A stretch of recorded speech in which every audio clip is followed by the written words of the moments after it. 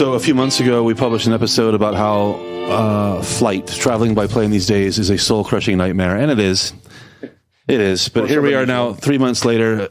I've had a chance to work through my issues, lots of therapy, and I'm basically recovered from that. But in this KrakCast weekend discussion, actually, it's kind of a weekend discussion in the sense that it is off topic, but we are talking about Poland this time as well. So I don't know how we should label it. Anyway. Well, have I got to make a decision about the theme music? Well, then? I don't know. We'll see. Okay.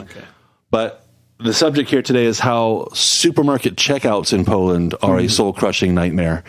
And they are. Let's be honest. They are. We've got a list of things we're going to go through, and I'm sure all of you listening have had these experiences as well. And well, it's just a soul-crushing nightmare, like the title says, basically.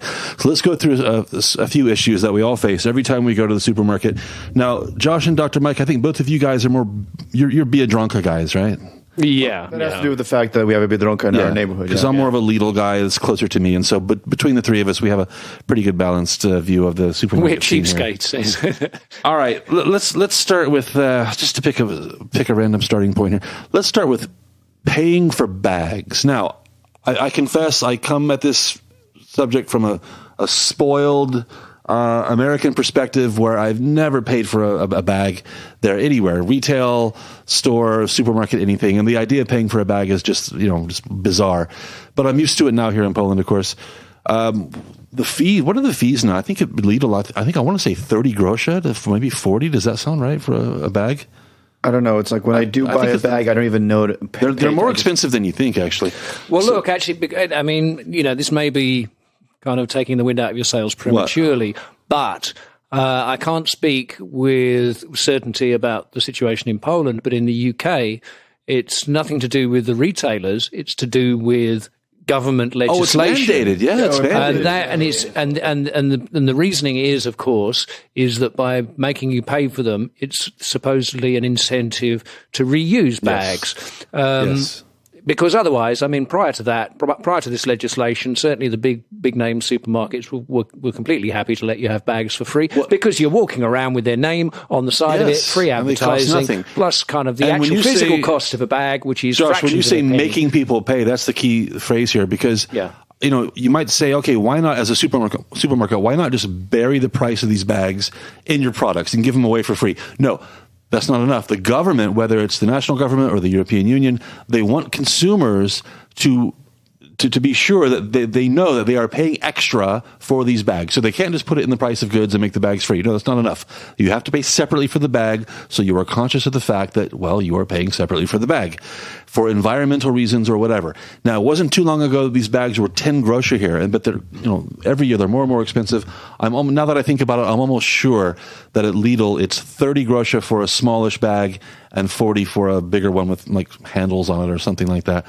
So that's the beginning of my nightmare. Basically, is putting my stuff on the checkout lane and then looking down. They always keep the bags underneath. Always a big mess of bags underneath. Oh, I just remember at Biedronka, I was always pissed off beforehand when I usually had my own bag, but every time that I actually needed to get a bag, I'd lean down, and those were the times that they ran out of bags there. And you're like stuck in a line with 3 people in front of you, 10 behind you. It's like, where are you going to go? You yell over to the other one, hey, could you pass me a bag? No, actually, I need 3. Actually, yeah, there's even a further wrinkle to this that's been my experience over more than a decade now, really, of shopping in this country, and that is so. Yeah, I mean, I've actually kind of for as long as you've had to pay for them, I've always been an enthusiastic reuser of bags because I don't, I begrudge every single. I always forget to bring them with me. But I've also discovered that there's this kind of like low-lying latent kind of suspicion that you might be trying to pull a fast one. So I quickly discovered that there is no merit whatsoever in going to Biedronka with a Biedronka bag that you previously purchased there, because you may then have to argue with a cashier that, no, actually, I brought this bag with me. I didn't just fish it out from underneath. So what that means is that I am now very, very careful to make sure that when I go to Biedronka, I'm taking an old Carrefour bag with me. Similarly, when I go to Carrefour, I'm taking an old Biedronka bag with me, or an Alma bag. But see, this is... you still have an Alma bag. I just complained about the price of these bags, but now I'm going to say, think about what you're going through, and you're doing this to save 30 groszy. Well, but my point is actually that it ends up being counterproductive, because every time I go to Biedronka, I'm walking out with a Carrefour bag bulging with goods. I would be afraid to learn how much I've spent over the years in Poland on bags at Żabka, at Lidl, at Biedronka, whatever. It's a small fortune, I'm sure. And I threw them all away, by the way. Every bit of those... you're rubbish, all those plastic bags that kill the environment or whatever, I threw every single one of them away. Doesn't that kind of defeat the purpose? I'll be honest. For years, I've been bringing my own bag to stores, but not because, environmental reasons or anything like that. It's just plastic bags usually sucked. And, I'm grabbing a couple of things. I just have one of those like foldable bags in my jacket. I think it's just because when I visited my grandparents in Germany, they had those like reusable bags. Wait a minute. Let me stop you right there. Did you just say you have a foldable bag in your jacket? Yeah. What are you doing? It's just one of those. Are you walking down the street with a bag in your jacket, like prepared to go to a supermarket all the time? Basically, I never know if I'm going to go shopping something. And I don't think that's weird. I used to hate plastic bags and shopping. Actually, the plastic bags have gotten better now that you have to pay for them, which is kind of ironic because you're still going to throw them out anyway. They're a sticker. But now there's like, it's 10 times more plastic being wasted. They're nice bags. I think I'll throw it away. There's nothing wrong with it. It's like walking with like condoms in your pocket in the off chance you might get. Oh, no, not at all. Okay, let me move on to the next thing. Now, this is not, I freely admit, this is not uniquely Polish, but this is where I've had most of my bad experiences with this thing. All right. Let's get our terminology correct here. When you're checking out at the supermarket, you put your items down on like this conveyor belt kind of thing, right? And if there's someone behind you, in front of you, if you want to make sure that the cashier does not confuse your stuff with their stuff, there's a little bar you can place. Little dividers. Little divider you can place on the conveyor belt just to make it clear that this is where your stuff ends and the other person's stuff begins. Now, I kind of have a problem with these things. If I walk up behind somebody, I put my stuff a respectable distance behind theirs, 30, 40, 50 centimeters. It's clear there's a huge gap between my stuff and their stuff. And I don't need this bar. I don't need this divider. But what really drives me crazy is when the person in front of me realizes that I've put my stuff on the conveyor belt, again, well behind theirs, and then they reach for the bar, the divider, to put it between our stuff. I take that personally. That's clearly a microaggression, isn't it? I mean, I think we've discussed this. We've discussed this previously, like off microphone, so to speak. And I think that you've got this completely wrong. And I say that, of course, being exactly the kind of person that would actually, completely get your blood boiling. Oh, that's you. I would do that. That's you. Because, and I'll tell you why. Why. There's a very, very simple reason. Say, let's, imagine a scenario in your typical Biedronka and there's a queue of maybe 15 or 20 people waiting for the checkout. And there's the person in front of you, their stuff is there on the conveyor belt. It's just about ready to start being scanned by the cashier. And I start putting my stuff on there as well. And there's plenty of people behind me. And then one of these dividers becomes available. And so I plonk the divider down. And that means that I can put all my stuff right next to the stuff of the person. I don't need to leave that respectful distance to avoid confusion. Oh, so you're using the space more efficiently. I'm using the space more efficiently, which means that the person behind me can then start unloading their trolley. I don't give a shit about the person behind me.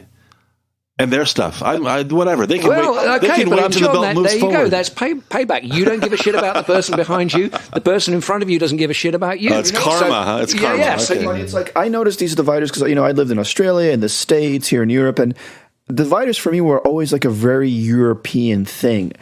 When I lived for years in the States, I don't really remember dividers being a thing. Maybe they're there. They're there, but I don't remember. We don't use them that much, though. No. I don't remember. As a kid you obviously don't. Ever. No. I remember when I visited my grandparents in Germany. It was like always this like weird novelty. They would grab the divider and then like the cashier would like slide it down. And it would be like an advertisement. Oh, you can imagine the Germans. Yeah, they would use them. I never remember a situation where like the cashier would grab something that somebody else says and like, sorry, it never happened. It never happens. So why do we even have these divider things? It does happen in Poland, though. It does, but the thing is, I've noticed it happen here, but I think that's because cashiers have gone to the use to the fact that a lot of people use dividers, so they're generally not paying attention to what's going on the conveyor belt until it comes to them. And if there's not enough space or it's crunched up together, then they're like, was this cantaloupe yours? It's like, oh. All right, let's move on to the next. Did you just say cantaloupe? The next part of the nightmare here. So you get up and it's your turn to check out. Now, every supermarket, and even Żabka, every convenience store, everybody has an application these days, some kind of customer club where you get discounts. So you join up so they can send you spam emails basically. And so everybody that goes through the line is asked this question: do you have the application? Now, if you're lucky, you'll say no, whatever, just keep going. But occasionally, if you're unlucky, like I was just the other day, somebody will say, oh, yeah. Let me spend the next 5 minutes fishing out my phone so I can, give you the barcode. It just slows the line down. Now, if you're prepared for this, okay, fine. But if you're not prepared for it and they say, do you have the application to say no and keep things moving? See, I don't understand it because whenever I use the Zapka one and I have my phone in my hand because I'm using my phone to pay anyway. So before they've scanned the second product, I already have my phone out and I'm okay, fine. That's acceptable. Yeah. That's acceptable. It's like if I forgot about the app and and if she's already rung up everything, I'm not going to bother. Okay, good for you. You're okay. I let you live. But for other people, it's just another thing that slows everything down. Okay. First, let me pause here for a moment and say that I have huge, great respect for the skills. I have the people who work at the Lidl where I go. I mean, the people who run the cash registers. I mean, they're like wizards, like ninjas. The speed that they achieve, whipping these things across the scanner, it's unbelievable. I mean, it's a skill basically, and they're very, very good at it. But here's the downside of that skill: they can scan everything so quickly. They can scan it much more quickly than you can bag your own stuff. Now, I think, from what I remember, Biedronka is a little bit better than Lidl when it comes to the design of the checkout thing, because at Lidl, after you get to the, when you're at the place where you're bagging your stuff, it's a tiny surface. It's about the size of, it's about the size of a laptop computer, it seems. So it's tiny, right? And they're throwing these items at you, like 2 per second, right? And if you've done a substantial amount of shopping, this space fills up very quickly. And those tacos and donut they're throwing mixes this stuff at you. And I'm trying to bag it as quickly as I can, and there's just not enough space for everything. It's very stressful, highly, highly stressful. I think, isn't Biedronka a little bit better? Don't they have a little more space? They have a little more space, and some of them have the dividers. So and I think Carrefour is actually the one that has dividers as well. So once you're done, you still have your little area to pack peacefully while the next client is being... Lidl has absolutely minimal space. So they throw all your stuff at you in this tiny little space. You finally manage to catch up and bag it, and then it's time to pay. Now, we've talked before about the money situation in Poland. It's much better now than it used to be, of course, with so many people using contactless cards and whatnot. But this is the next part of the nightmare, because couple of situations here. Okay, so somebody checks out, all their stuff is on the other side of the scanner, and then the cashier says, okay, this is how much it is. And that's when they start their search in their pockets or in their purse or in their jacket or whatever for their wallet, because they didn't know this moment was coming. They didn't realize that somebody was going to ask them for money. And so now they have to start searching. Utopia. Now they have to start searching for their credit card or for their cash or whatever. This drives me crazy. Please be ready to pay instead of making everybody in the line wait while you search for your cash. Am I being unreasonable here? No, you're not, because I don't understand it either. It's like when I'm at a store at the cashier, I'm getting everything ready. I'm trying to pack, and I usually take my phone out before I start packing and just put it on the counter there, right there, so it's ready to go. So as soon as she asks me, you want to pay? It's like, yes, by card. Beep, I'm done, and then I put it in my pocket and continue packing. It's actually one of the main reasons I want to get a smartwatch to pay, is so I could pay. It's just not worth a smartwatch. Exactly. Just like you said, beep and you're done. Now, the other nightmare possibility here, of course, is when people pay in cash. Because in Poland, we all know what's going to happen.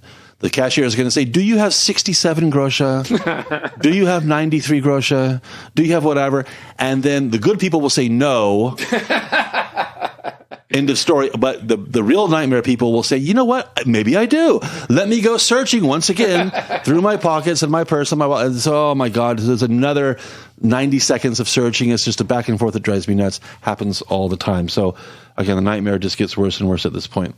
How do you feel? I mean, of course, I'm totally with you on all of this, but very, very occasionally I get kind of like hit with this kind of like guilty pang when it's a very elderly very elderly person, maybe not in the finest clothes, and they're grubbing through their purse for these small coins and everything, and you look at the stuff that they've bought, which of course hasn't been put in the bag yet, no, or anything like that, and it is it is like kind of subsistence food and maybe a bottle of spiritus.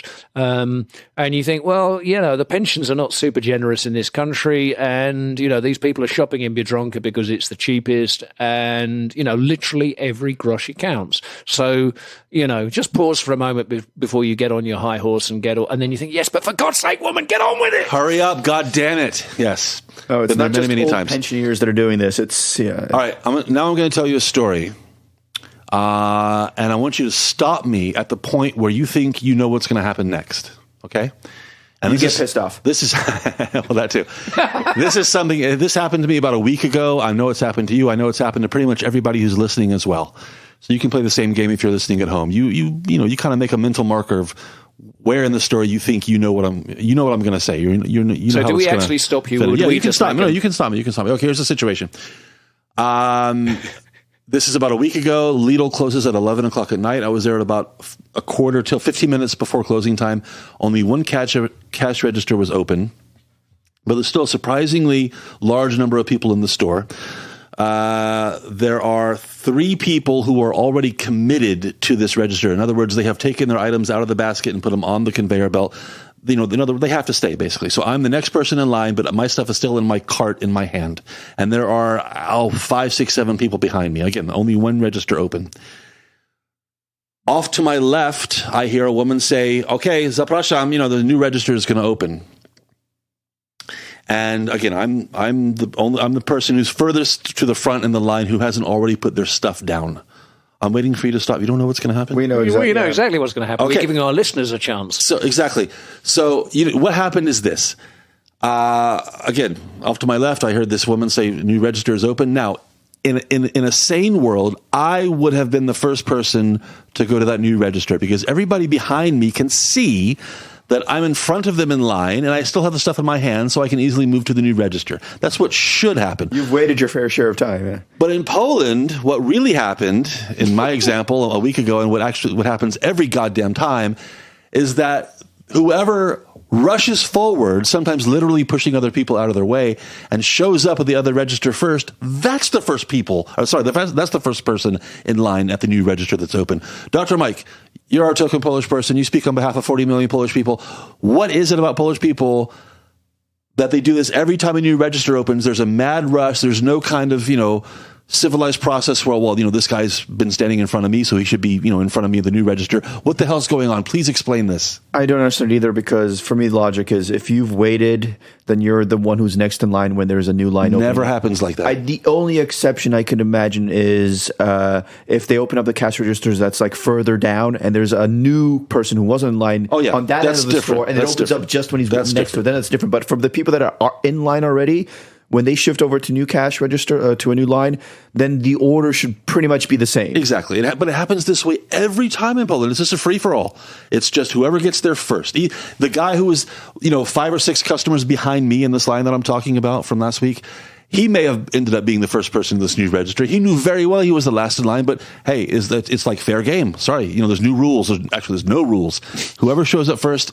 And that's just how it is. They don't feel guilty at all. Nobody looks at me and says, "Hey, sorry, there's a the new register. You're next. You should be next." You, John. No one's going to come on, man. If you want to get, this is so frustrating. I've been through this so many times, and it's just I just can't.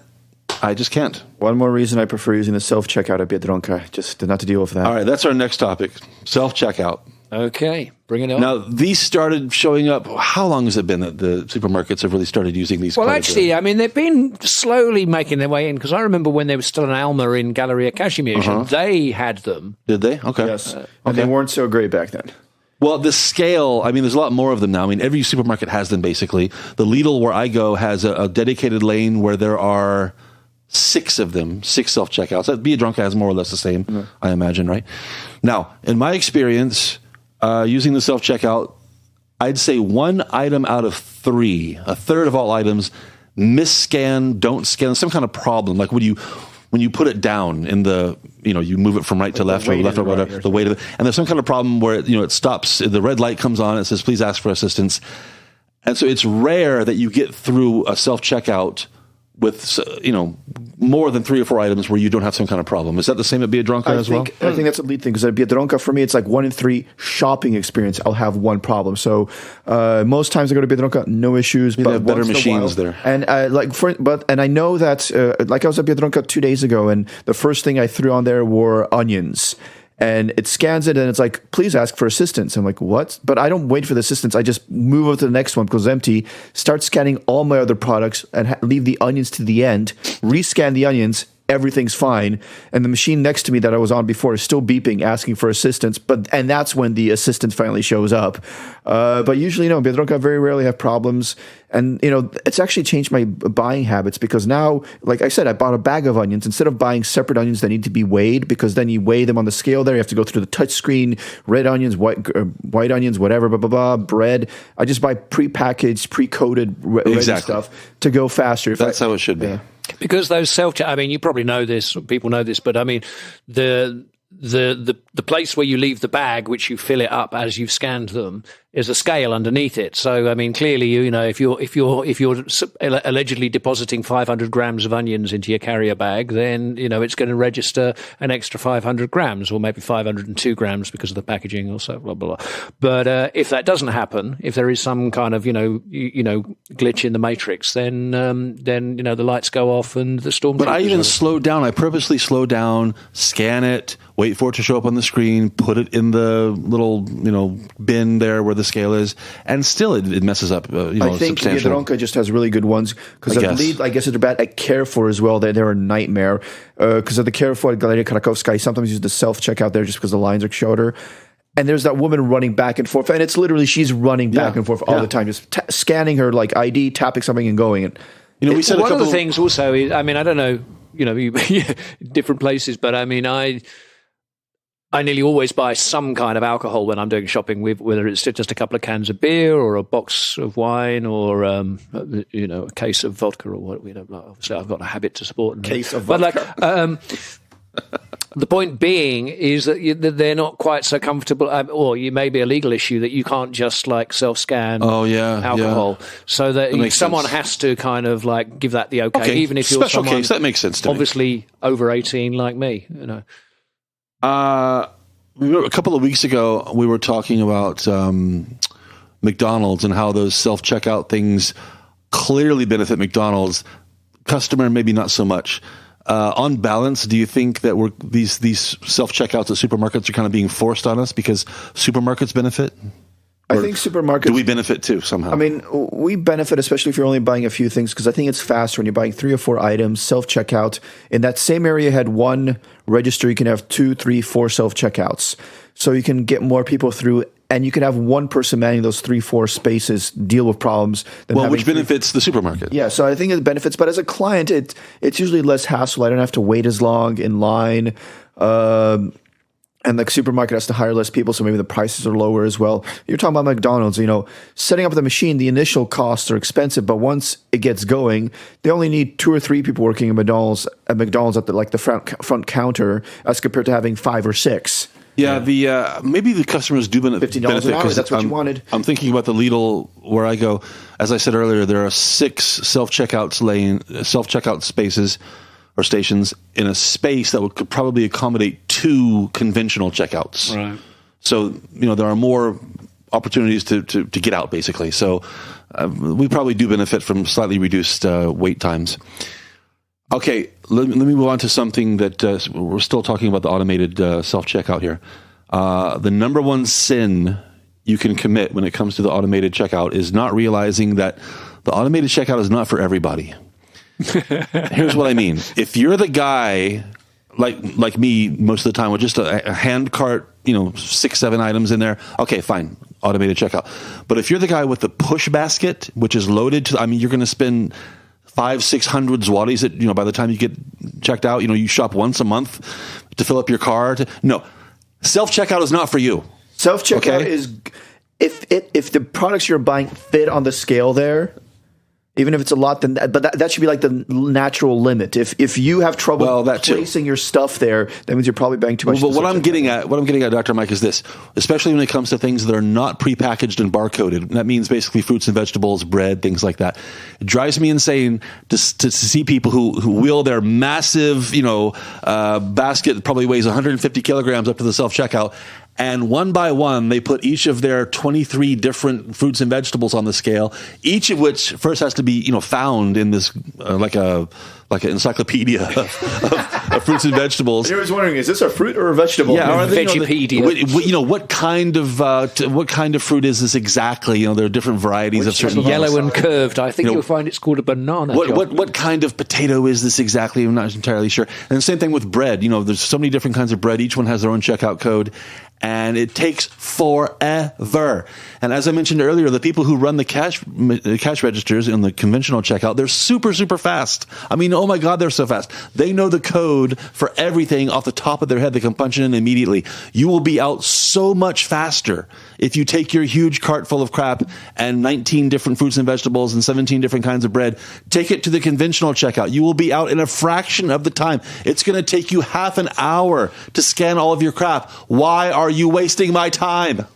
I'll be honest. Like I said earlier, I've changed my shopping habits. If I walk into Biedronka and it's empty and, I see the cash registers, there's not much of a line, then I'll buy like separate fruits, vegetables, and the different types of breads. If I see a crowd there, I don't bother. I buy the prepackaged stuff and go to the automated line. I don't mix and match those shopping experiences. Well, Biedronka, of course, does kind of like dynamic cash registering, doesn't it? I mean, if they're not busy, there will only be one person on the till because the people, and actually this is something that I really do like about Biedronka is that the workers in there, they work hard. They earn every cent they get. When they're not sitting behind the till, they are moving pallets of goods around. They are stocking shelves. I mean, I don't know. I mean, probably.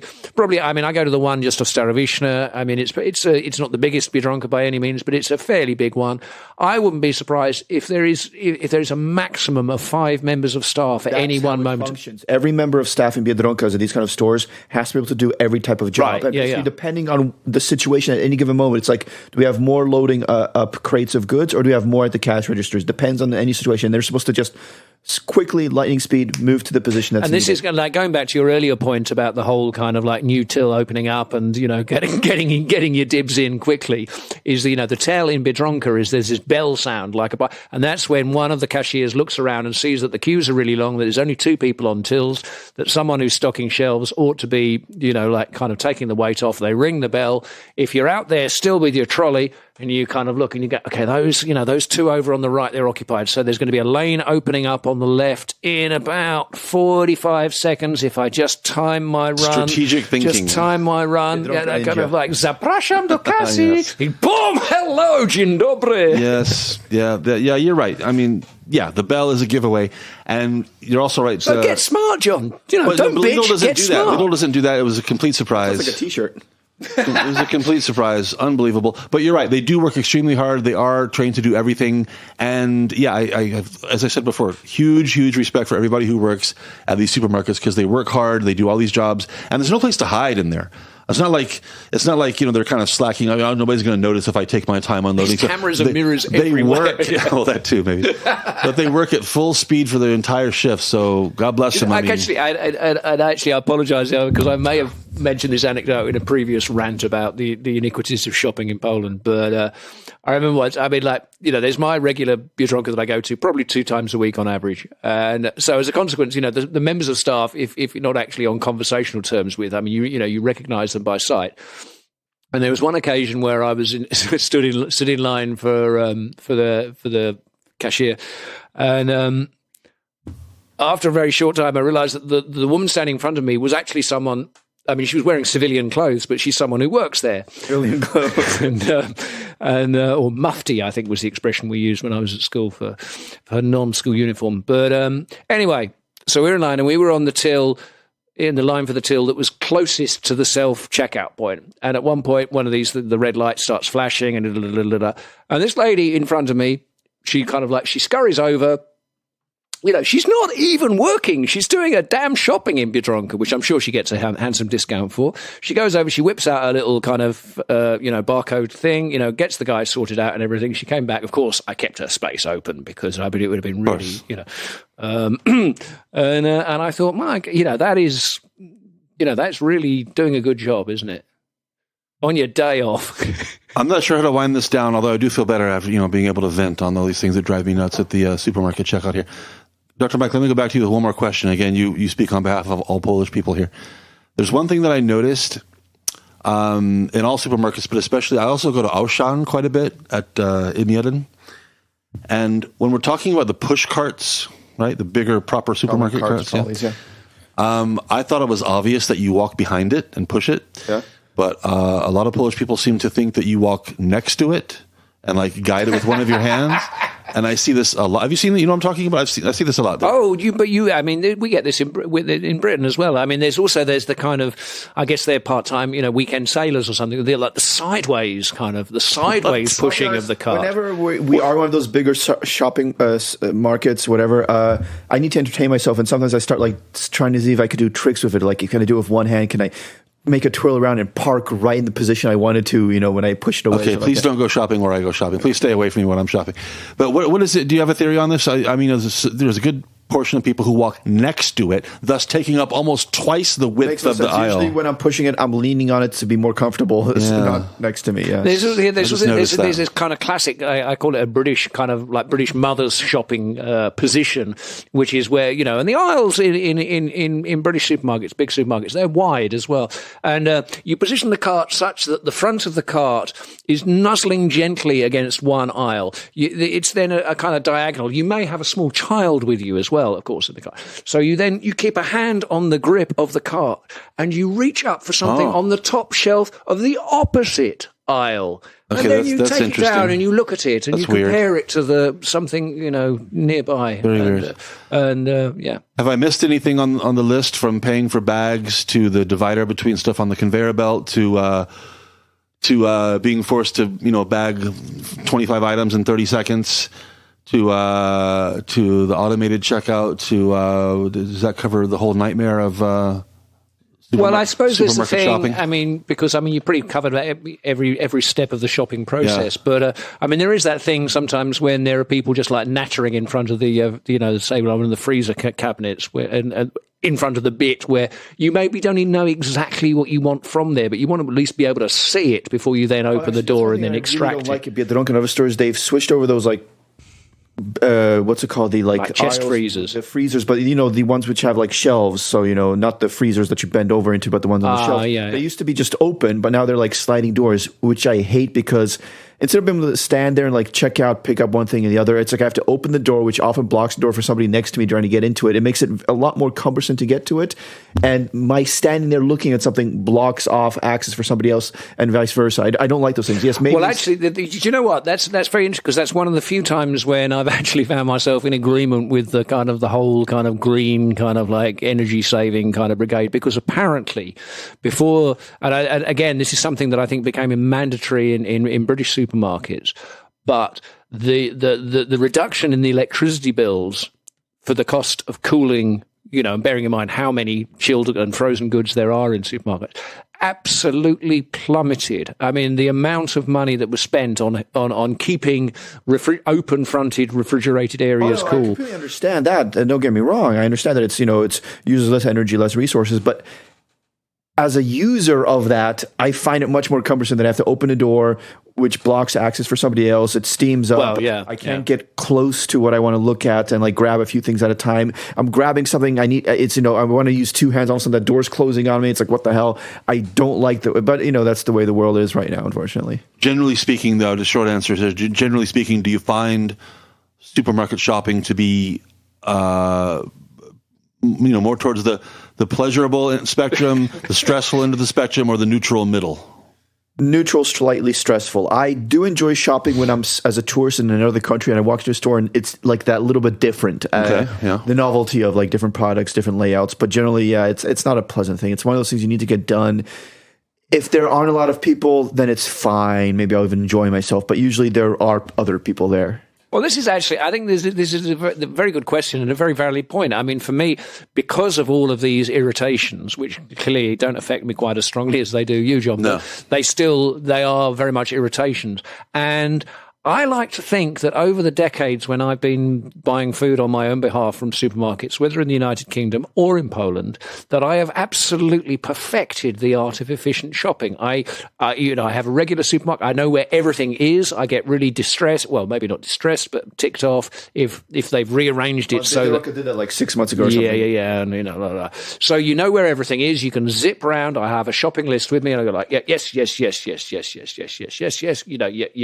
find the right lane, or you listen for the bell, you pick the right lane, you've got your card ready, you've got your bag ready. But you're on a mission. You know exactly what you want and where it is. But why is it only me? Why do other people say, I mean, okay, maybe there are retired people who don't move around very quickly, and going shopping is like the most interesting part of their week. My wife is a good reminder that there are different people with different strategies, because I'm like you. I go in there, I know what I want, I know where it is, I grab it, I get out. I don't want to be there any longer than I have to be. Whereas my wife will go there and shuffle along at the turtle speed, basically, looking at things. Does your wife listen to this? She has no intention of buying that we don't need, but she just wants to look. And she's the one. People like her are clogging the aisles and making it hard for people like us to go directly to where we want to go quickly and get out. So there are different cholesterol of shopping. There are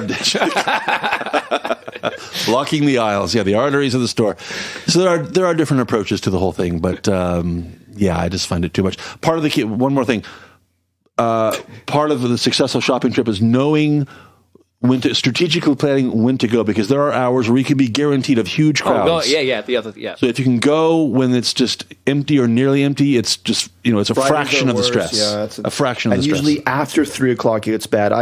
Where I work right now, I finish at 3:00. If I can get out 5 minutes earlier to go to the Biedronka, it's a huge difference. I can buy the exact same stuff in 5 minutes, but if I show up 5-10 minutes later, there are people there, and all of a sudden I'm there for 10-15 minutes. Yeah, this Lidl I go to, you would think that it's the only supermarket in a city of 10 million people. Sometimes it's just the weirdest thing. It's crammed all the time, basically, and I just don't get it. But anyway. Okay. So, good to get that off my chest. Maybe another 3 months before we can complain about something else. KrakCast.pl is the website. Go there, check out all of our back episodes, including our discussion make sure of how you get the air right travel. Checkout when you check out. Make sure you get the right checkout when you check out. Yeah, make sure you don't take the automated checkout unless you've got like 2 items. Remember, people, if you have tons of fruits and vegetables and bread, please don't use the automated checkout. It's not for you. I have to stress that point. So anyway, that's it. Thanks for listening. We'll catch you next time on the KrakCast. Bye-bye.